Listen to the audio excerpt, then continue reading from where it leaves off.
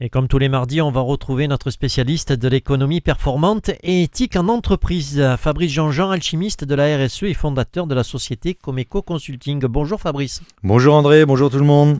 Alors pour faire suite à notre rubrique sur la rencontre avec soi dans l'entrepreneuriat, vous allez nous expliquer pourquoi l'entrepreneuriat a le vent en poupe. Oui André, tout à fait.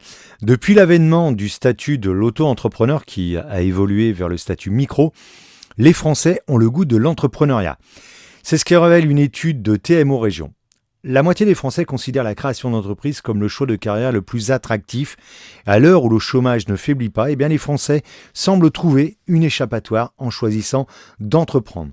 D'après l'enquête réalisée par TMO Région pour l'AFE avec le soutien de Pôle emploi et la fondation d'entreprise MMA des entrepreneurs du futur, il s'avère que la moitié des Français considèrent la création d'entreprise comme le choix de carrière, donc comme on le dit, le plus attractif. Un choix qui intéresse plus les hommes que les femmes, toutefois, et qui apparaît toujours inaccessible aux plus défavorisés malgré leur volonté. Alors l'enquête a été réalisée auprès de 2517 répondants, dont 1011 acteurs spécifiques de l'écosystème entrepreneurial, des dirigeants d'entreprise, porteurs de projets, demandeurs d'emploi, et 503 personnes vivant dans les quartiers prioritaires. 67% des Français ont envie d'entreprendre, c'est cela Fabrice ? Oui André, l'envie d'entreprendre concernerait 67% des Français et 42% d'entre eux estiment qu'il s'agit d'une option intéressante.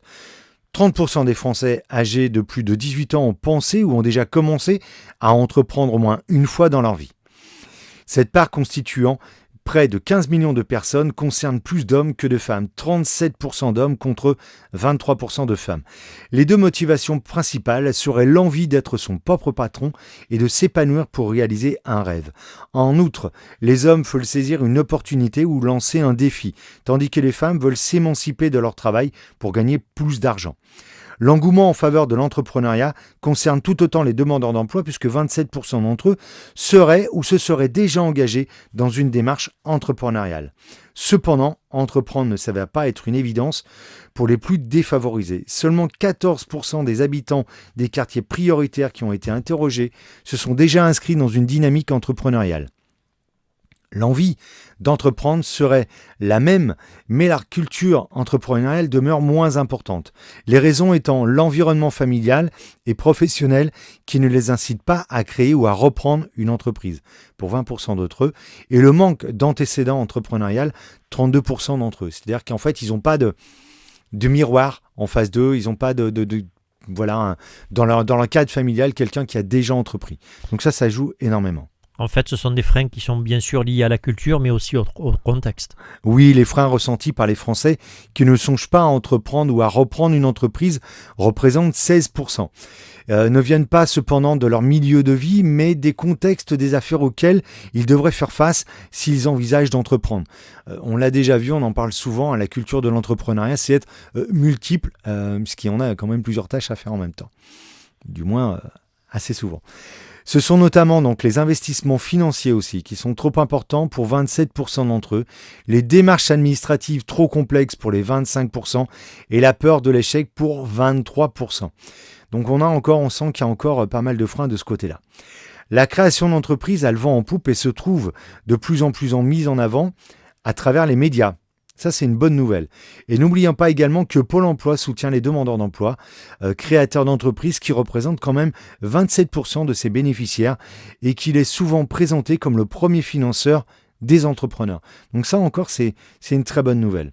Autre point que ne met pas en avant cette étude, c'est que beaucoup de femmes créent leur emploi pour avoir aussi un emploi. Et d'ailleurs, lors des discussions qu'on peut avoir, il y a certaines études aussi qui sont sorties, on se rend compte que 2 femmes sur 3 seraient prêtes à reprendre une activité au sein d'une entreprise si l'occasion se présente à condition de vie égale.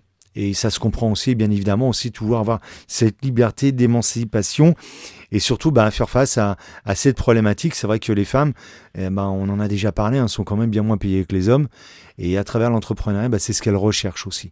Donc si on a une entreprise qui leur offre la possibilité d'être payé aussi bien que ces messieurs, que nous, disons-le, elles préfèrent majoritairement rester en entreprise. Enfin, il faut prendre conscience que ce goût de l'entrepreneuriat va considérablement changer le contexte économique de ces prochaines années. Nous en avions avions déjà parlé, d'ici 2030, près de 90% des entreprises en France auront le profil des TPE. Ce qui veut dire une diminution de la création d'emplois et la modification de l'assiette fiscale.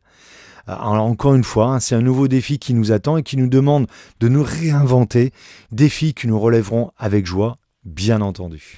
Un grand merci Fabrice pour toutes ces informations. Je rappelle que si on veut un peu plus de renseignements sur votre activité, on peut consulter tout simplement votre site internet www.comeco-paca.com. Merci Fabrice et puis à la semaine prochaine. Au revoir. À la semaine prochaine, bonne journée tout le monde.